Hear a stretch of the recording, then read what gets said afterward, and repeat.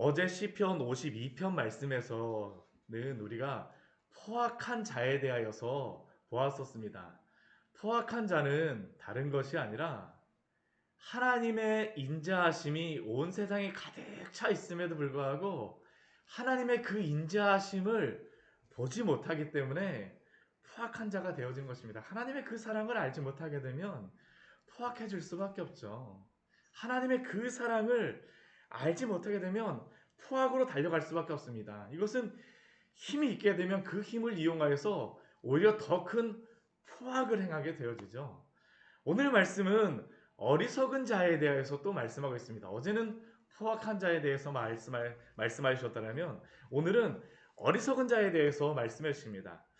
어리석은 자가 누구일까요? 우리는 보통 어리석은 자라고 하게 되면 머리가 나쁘거나 혹은 능력이 없는 사람을 어리석은 자라고 생각하지만, 그러나 성경에서는 어리석은 자가 머리가 나쁜 사람이 아니면 절대 성경에서는 자문의 말씀이건 무슨 말씀이건 간에 어리석은 자의 정의는 이 53편 1절에 있는 이 한 문장입니다. 어리석은 자는 그의 마음에 이르기를 하나님이 없다 하도다. 이 세상에 얼마나 똑똑한 사람들이 많습니까? 그런데 그 사람들은 그 사람들의 똑똑한 머리를 가지고 좋은 학교를 나오고 박사학위와 여러 가지 지식을 가지고 그들이 증명하고자 하는 것이 무엇이냐 하면요, 하나님이 없다라고 하는 것을 얼마나 증명하고자 노력하는지 모릅니다. 그들의 목적은 하나님이 없다라고 하는 것을 증명하는 것입니다. 근데 성경에서는 그들을 향해서 무엇이라고 말할까요? 어리석은 자라고 말합니다.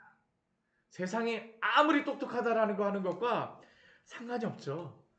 하나님은 아무리 그들이 그들의 지성으로 그들의 좋은 머리로 이 세상의 모든 것들을 다 아는 것처럼 그들이 증명한다 할지라도 하나님이 없다라고 하는 그 지식을 설파하는 자들, 그것을 자랑으로 삼는 자들이 어리석은 자들이라고 말씀하십니다.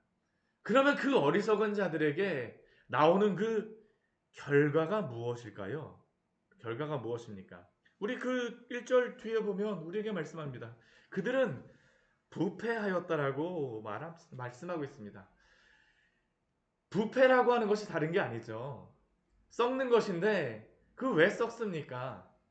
그것을 지켜줄 수가 없기 때문이죠. 하나님이 없는 영혼들은 부패할 수밖에 없습니다. 그 부패한 그 마음 속에서 무엇이 나오겠습니까? 가증한 악을 행하게 되어지죠. 부패하고 가증하여서 선을 행하는 자가 하나도 없다라고 하나님께서 말씀하시죠. 참된 지혜이신 하나님을 모르고 하나님을 부인하기에 그들은 그 삶의 모든 부분이 부패하였으며, 그리고 그 행실이 가증합니다. 선을 행하며 완전히 모든 부분이 100% 악만 행한다라는 것은 아닙니다. 이것은 그들이 참된 진리이자 선이신 하나님을 모르기 때문에 하나님이 원하시는 그 선을 행하지 않는다라는 것이죠. 때로는 보기에 착한 일을 하는 것처럼 보일 수 있다 할지라도 하나님을 기뻐하시는 일을 할 수가 없다라는 게 또한 우리에게 말씀하여 주고 있는 것입니다. 그들은 부패하며 가증한 악을 행하며 선을 행하는 자가 없도다. 그리고 이러한 세상 속에서 하나님이 숨은 그림 찾기를 하나 하시고 계세요. 우리 3절 말씀을 보게 되면 하나님이 숨은 그림 찾기와 같이 하시는 것이 무엇입니까? 우리 그 선을 행하는 자가 하나도 없으니 한 사람도 없다. 우리 2절 말씀이죠. 우리 2절 말씀 보게 되면 하나님이 하늘에서 인생을 굽어 살피셨는데 어떻습니까? 지각이 있는 자, 하나님을 찾고자 하는 자, 있는가 보려 하신즉 한 사람도 없다라는 것이죠.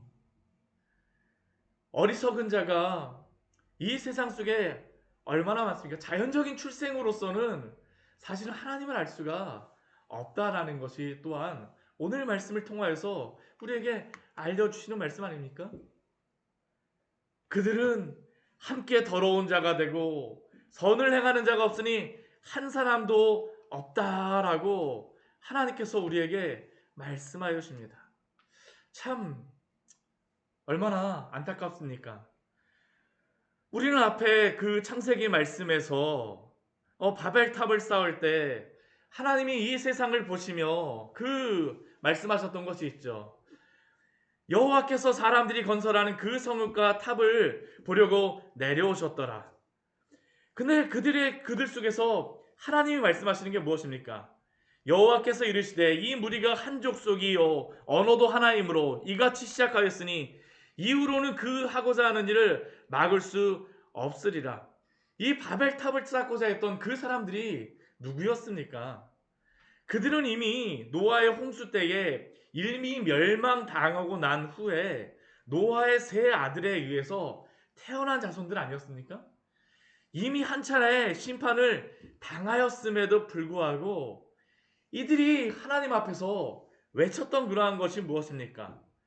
성읍과 탑을 건설하여 그 탑 꼭대기에 하늘에 닿게 하고 우리 이름을 내고 온 지면에 흩어짐을 면하자라고 그들이 이야기하였죠. 하나님이 노아에게 다시 주셨던 그 생육하고 번성하여 땅에 충만하라는 그 말씀을 따르지 않고 하나님의 말씀에 따라서 충만해지는 것이 아니라 이곳저곳에 퍼져야 되는 것이 아니라 대신 탑을 쌓고 흩어짐을 면하자 하면서 스스로의 그러한 탑을 하늘까지 닿고자 하는 것이 그들의 목적 아닙니까? 하나님과 같이 되겠다는 것이었었죠. 결국 노아의 홍수 이후에 그 자손도 하나로 뭉쳐서 하나님을 섬기는 것이 아니라 하나님을 대항하고 하나님께 대적하고자 했습니다. 하나님을 찾는 자가 없었다라는 것이죠. 다 치우쳐서 자신의 길로 가버린 그러한 사람들의 모습. 본질적으로 사람은 태어나면서 하나님을 찾는 자가 없다라는 것입니다. 하나님께 굴복하며 돌아오지 않습니다. 다 제 갈 길로 가버렸죠. 온 세상, 온 인류, 자연적인 인간, 어머니의 뱃속에서 태어난 모든 사람이 다 죄인이라는 겁니다. 예외가 없습니다. 그러나 그들은 어떠한 사람들입니까? 우리 4절 말씀 우리 같이 한번 읽어보도록 할까요?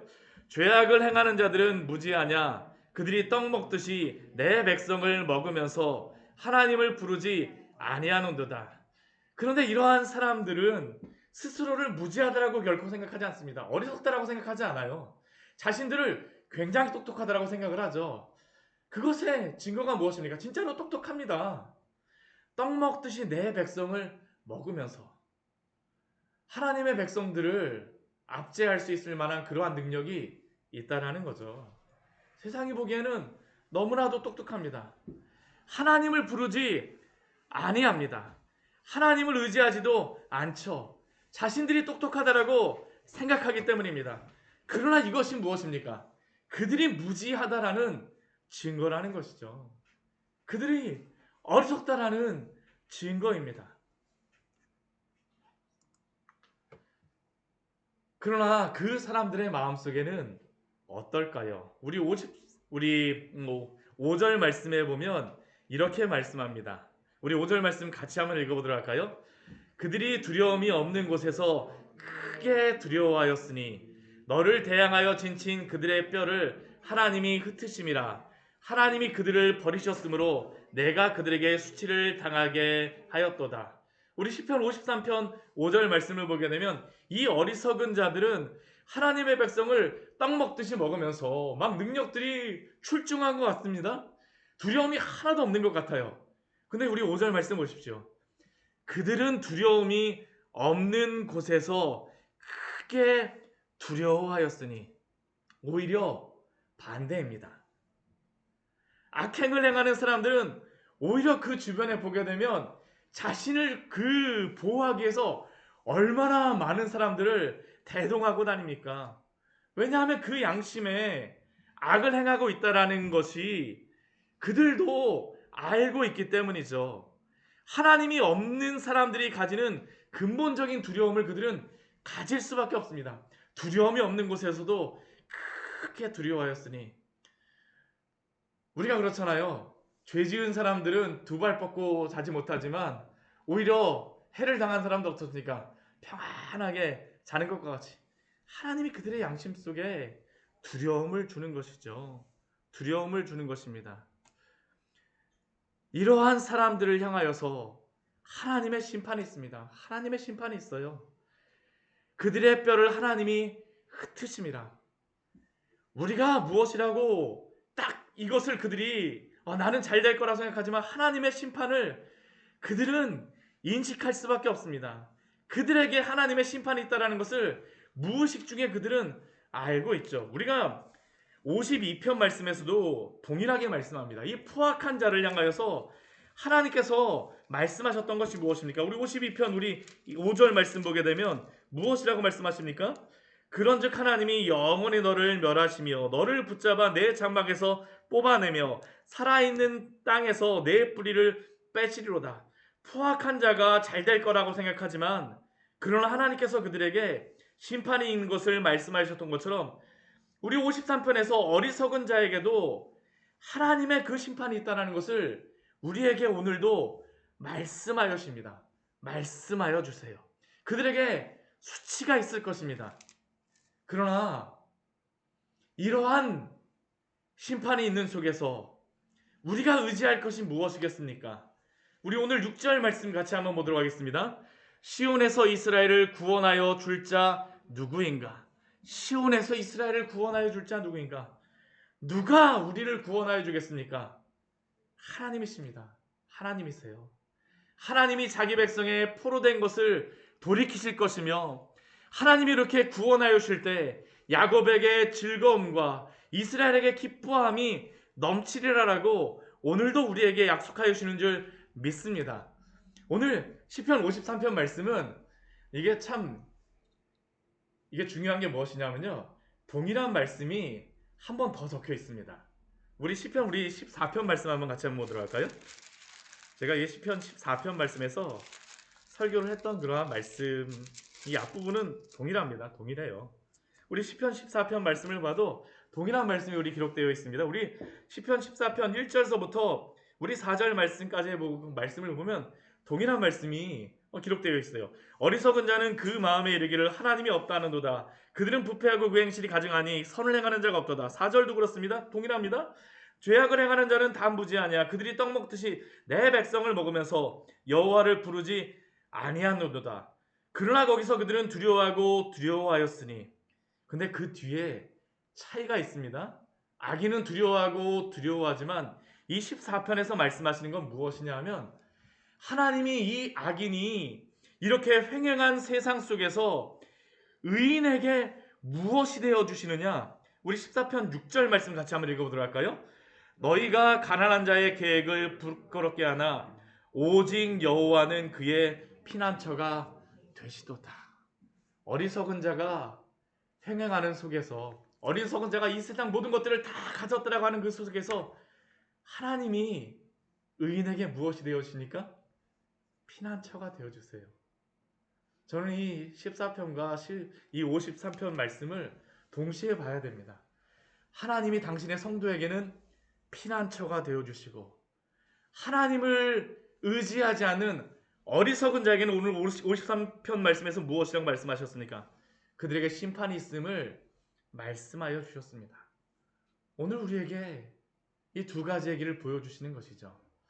누가복음 말씀을 보다가 저희가 이 시편의 말씀을 봅니다. 근데 저는 이 누가복음 말씀을 보며 시편의 말씀을 볼 때 참 이게 은혜가 되어지는 게 누가복음 말씀에서는 예루살렘 길을 따라서 계속 올라가는 그러한 제자들의 모습이 보이지 않았습니까?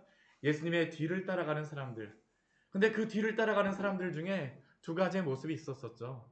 어떠한 사람들은 예수님을 진심으로 사랑하면서 따라가지만 어떠한 사람들은 어떻습니까?